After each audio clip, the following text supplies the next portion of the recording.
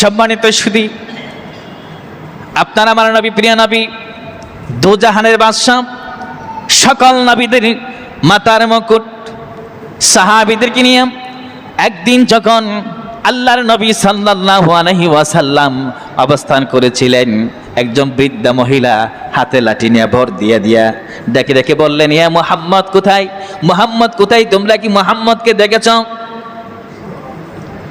সাহাবীদের মধ্যে বলে, এমন বেয়াদব মহিলা কে হতে পারে যে নবীর নাম ধরে আমার আল্লাহ ডাক দেয় নাই? আল্লাহু আকবার। যেই নবীর নাম ধরে আল্লাহ ডাক দেয় নাই, যেই নবীর নাম ধরে মহান আল্লাহ ডাক দেয় নাই, ওই নবীর নাম কেমন করে একজন মহিলা ডাক দেয়? এত বড় বেয়াদব। ডেকে ডেকে বললে, তোমরা বিশৃঙ্খলা সৃষ্টি করিও না, মুহাম্মাদের কাছে আমাকে নাও, হয়তো আমার কাছে আসতে বলো, আমি তার সাথে দেখা করব, কথা বলবো।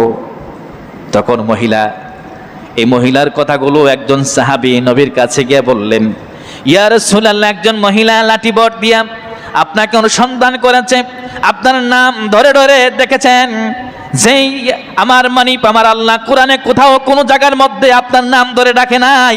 ইয়া আইয়ুহান নাবিয়্যু বলে ডাকছেন, ইয়া আইয়ুহাল মুজাম্মিল বলে ডেকেছেন, ইয়া আইয়ুহাল মুদ্দাসির বলে ডেকেছেন, ইয়া আইয়ুহার রাসূল বলে ডেকেছেন। আল্লাহু আকবার বলেন। ইয়া রাসূলুল্লাহ, নবী একজন মহিলা কেমন করে আপনার নাম ধরে আহ্বান করে?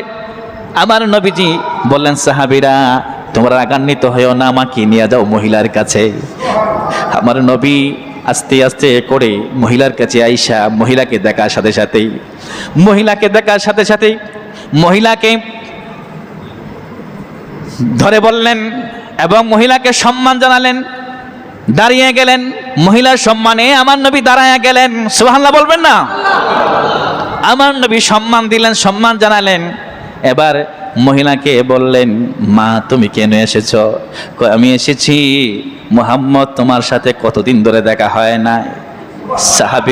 সাহাবীরা আশ্চর্য হয়ে গেল, অবাক হয়ে গেল, কি রে এমন কি তাদের সুসম্পর্ক, যেই নবীর মা নাই বাবা নাই, এই মহিলা মুহাম্মদের সাথে নবীর সাথে কেমন আচরণ করতেছে। আল্লাহর নবী সাল্লাল্লাহু আলাইহি ওয়াসাল্লাম এর খাদ্য ভাণ্ডার থেকে কিছু খাবার সরঞ্জাম, কিছু টাকা দিয়া মহিলার কাছে সেই ব্যাগটাকে সাথে নিয়ে বললেন, মা আমি তোমাকে আগায় দিচ্ছি। কাঁধে করে আগায় দিলেন। সাহাবীরা বললেন, ইয়া রাসূলুল্লাহ আপনি কি করছেন? সাহাবীদেরকে আমার নবী ডাক দিলেন, তোমরা চুপ থাকো, আওয়াজ করবে না, আমি আমার দায়িত্ব পালন করতেছি। আল্লাহু আকবার বলি। এই সাহাবীরা তোমরা চুপ করো, আমার দায়িত্ব পালন করতেছি। আল্লাহর নবী সাল্লাল্লাহু আলাইহি ওয়াসাল্লাম ব্যাগটাকে কাঁধে করে সামনে আগায় দিলেন। যতদূর পর্যন্ত দৃষ্টি যায় ততদূর পর্যন্ত মহিলার সম্মানে দাঁড়ায়া অপেক্ষা করেছিলেন এবং বলতেছেন সাহাবীদেরকে, সাহাবীরা তোমরা ভাবতেছো আমি কি করেছি, শুনো, এই বৃদ্ধা আমার দুধ মা, যেই দুধ পান করে আমি এই মুহাম্মদ বড় হয়েছি। আল্লাহু আকবার বলি। একটা দুধ মাকে সম্মান যদি আল্লাহর নবী করতে পারে, আর একজন মাকে গর্ভধারিণী মা 10 মাস 10 দিন পেট ধারণ করেছে, যেই মা নিজে না খাইয়া সন্তানকে খাওয়াইছি, যে মা সন্তানের জন্য রাত্রে ভালো করে ঘুমাতে পারে নাই, ডান কাঁধে শোয়াইলে প্রস্রাব করে দিয়েছে, মা সন্তানকে বাম কাঁধে নিয়েছে, বাম দিকে যখন প্রস্রাব করে দিয়েছে, মা সন্তানকে বুকে নিয়েছে, সন্তান যখন বুকের মধ্যে প্রস্রাব করে দিয়েছে, ওই মা তো সন্তানকে ধুয়ে ঢেলে ছেড়ে দেয় নাই। এমন মাকে সম্মান করবে না তো কাকে সম্মান করবে? আওয়াজ করে বলে আল্লাহু আকবার।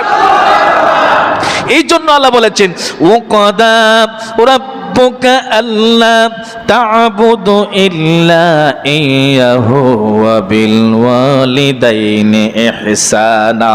নামাজ পড়া ফরজ, যাকাত দেওয়া ফরজ, হজ করা ফরজ, কিন্তু মা বাবার খেদমত করাও ফরজ। আওয়াজ করে বলে আল্লাহু আকবার।